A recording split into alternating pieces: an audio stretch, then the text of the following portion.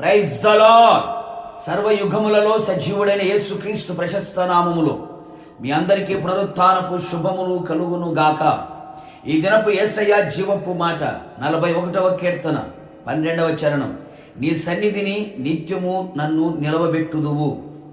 నిత్యము ఆయన సన్నిధిని అనుభవించుచు, ఆయన సన్నిధిని నిత్యము వెదుకుచు, ఆయన సన్నిధిలో ఉన్న సంపూర్ణ సంతోషమును అనుభవించుచు, ఆయన సన్నిధిలో ఉన్న బల ప్రభావములను ధరించుకొనుచు, ఆయన సన్నిధిని తోడుగా కోరుకొని, ఆయన సన్నిధిని మోకరించిన నా దేవుని ప్రియులారా, మనమందరము నిత్యము ఆయన సన్నిధిని ప్రేమించదము. ఆయన సన్నిధి లేనిదే అడుగు తీసి అడుగు వేయలేనంతగా ఇష్టపడదము. మనం ఎల్లప్పుడూ ఆశించవలసినది ఎప్పుడు సన్నిధికి వెళ్ళాలి అని, ఆయన సన్నిధిలో ఆయనకు ఎలా కనబడాలి అని, ఆయన సన్నిధిలో ఎలా నడవాలి అని కోరుకుంటూ ఆత్మీయ యాత్రలో ముందుకు కొనసాగాలి. అవును ప్రియులారా, అనేక మంది క్రైస్తవులు దేవుని సన్నిధిని నిర్లక్ష్యపరుచుచున్నారు, దేవుని సన్నిధిని విడిచిపెడుతున్నారు. మరికొందరు దేవుని సన్నిధి నుండి పారిపోవచ్చున్నారు, మరికొందరిని ఆయన సన్నిధి నుండి త్రోసివేయుచున్నాడు. మన జీవితం అలాగూ ఉండకుండా జాగ్రత్త పడేదము, మరింత జాగ్రత్త పడేదము. నిత్యము మనము ఆయన సన్నిధిలో నిలవబడాలి. ఆయనే మనలను స్థిరముగా నిలబెట్టాలి. అవును ప్రియ దైవ జనాంగమా, ఆయన సన్నిధిలో నిలిచి ఉండుట గొప్ప భాగ్యము అని గ్రహించదము.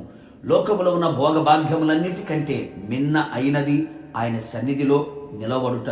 ఆయన సన్నిధిలో నిలిచి ఉండి ఎన్నో అద్భుత కార్యములు జరిగించిన భక్తులను పరిశుద్ధ గ్రంథములో మనం చూచెదము, గ్రహించదము.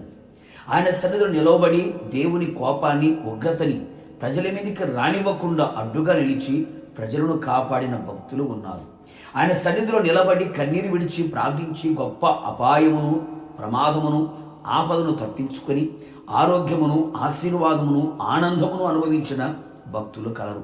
నిత్యము ఆయన సన్నిధిలో కుటుంబం ఆశీర్వదించబడాలని కోరుకున్నవారు కలరు. కావున నా దేవుని ప్రియులారా, దేవుని సన్నిధిని నిర్లక్ష్యపరచక ఉందము. ఆయన సన్నిధిని ప్రేమించుదాము.